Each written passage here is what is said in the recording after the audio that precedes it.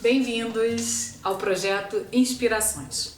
Na verdade, vou contar rapidinho a história desse projeto, né? Esse projeto ele nasceu na cidade de Piraí, no CIEP 158 Margarida Thompson, com o objetivo de aproximar histórias da vida dos alunos, né? De trazer pessoas que podiam inspirá-los e também de celebrar a beleza desses estudantes através de um desfile afro.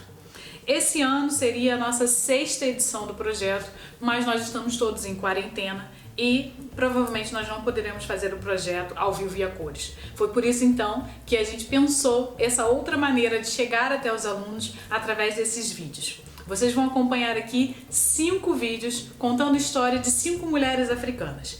Esses vídeos estão baseados em história em quadrinhos disponibilizados no site da Unesco. A maior parte deles está em inglês e é por isso que a gente está fazendo esse trabalho de trazer essas histórias em português para o nosso público. Eu espero que vocês curtam, que vocês acompanhem e que vocês comentem e compartilhem também os nossos vídeos. Isso é Inspirações, mulheres africanas que inspiram a nossa história.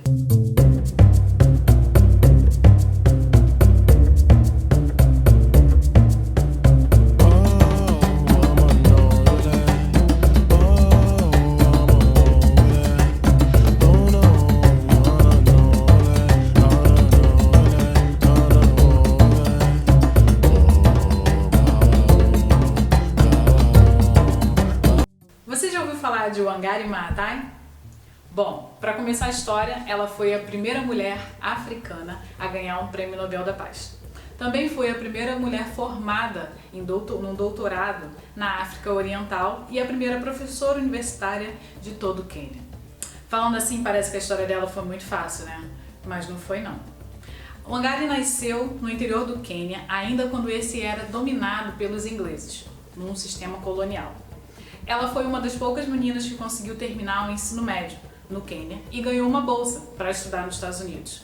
Ela cursou biologia e fez um mestrado em biologia também nos Estados Unidos e voltou para dar aulas no Quênia. Depois de um tempo ela foi fazer o doutorado na Alemanha e de volta a Nairobi para poder ensinar. Wangari então começou a dar aulas na Universidade Rural do Quênia. E lá ela tinha contato com diversas mulheres das comunidades daqueles vilarejos.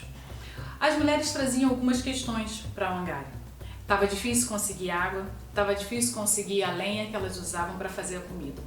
Wangari começou a pensar então como que o sistema, as florestas do Quênia estavam sendo destruídas. E aí ela veio com a ideia, é preciso a gente tomar um posicionamento, é preciso a gente se levantar e a gente defender a nossa terra. Foi aí que nasceu então o movimento do Cinturão Verde. E é sobre isso que a gente vai falar hoje. Wangari Maathai e o Cinturão Verde do Quênia. Ela juntou um grupo de mulheres e falou para elas que era importante essas mulheres, que eram as pessoas que defendiam o alimento da sua casa, para começarem a plantar árvores. Cada mulher pegava as sementes, ela ensinava como semear e plantava aquelas árvores. Aos poucos, aquela notícia foi se espalhando para diferentes comunidades. As pessoas foram ouvindo, tem uma mulher ensinando a plantar árvore, tem uma mulher ensinando a plantar árvore. Então, várias mulheres de diferentes comunidades começaram a fazer aquilo que a gente chama hoje de reflorestamento.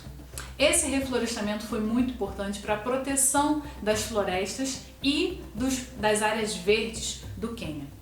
Com o tempo, as mulheres começaram a perceber que a água aumentou, que as árvores já não estavam mais tão secas, que os animais voltaram a habitar aqueles espaços e que agora era mais fácil encontrar lenha, tanto para vender quanto para usar.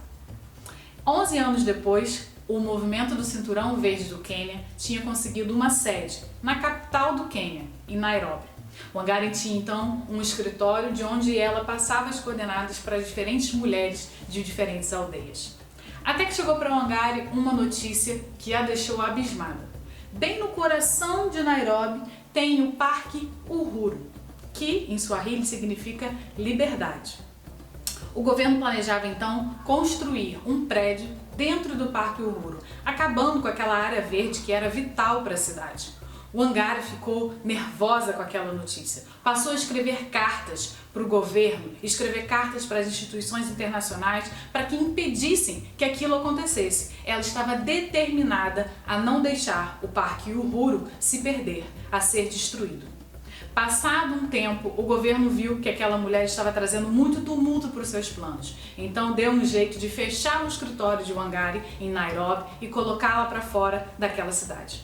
Ela voltou a morar na sua casa no interior e as mulheres passaram a se reunir com ela. Dentro da sua casa, elas continuaram aquelas ideias do que era o movimento do Cinturão Verde. Dentro do Parque Uhuru fizeram greve de fome e também sofreram violência policial.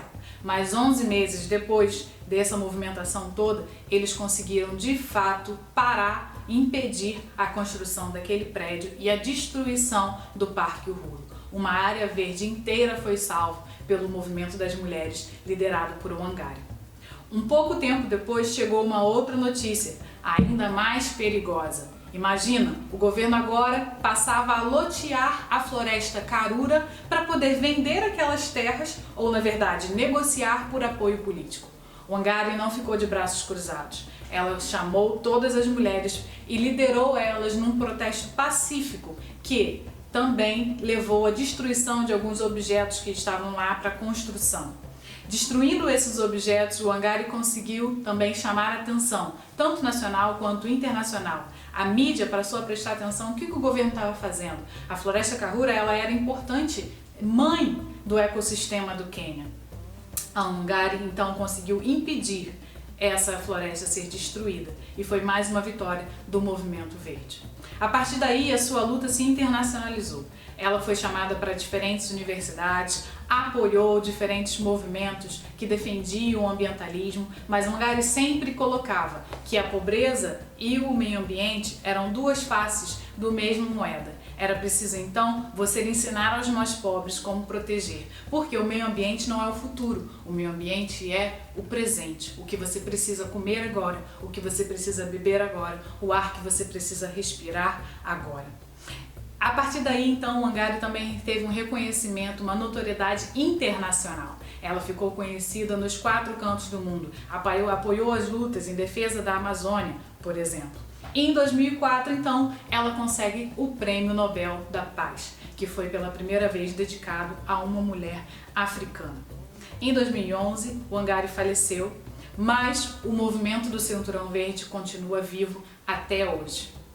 São mulheres que se apoiam, que se ajudam, que plantam árvores para salvar o presente e o futuro. Até hoje, mais de 50 milhões de árvores já foram plantadas e continuam sendo. É um movimento não só em defesa das árvores, em defesa do meio ambiente, mas também em defesa da democracia e da boa governança. Wangari Maathai é inspiração, é uma mulher que luta. Ela deixou uma frase muito importante. Ela disse que são as pequenas ações, as pequenas coisas que os cidadãos fazem que mudam a sociedade. A pequena coisa dela era plantar árvores. E a sua pequena coisa? Qual é?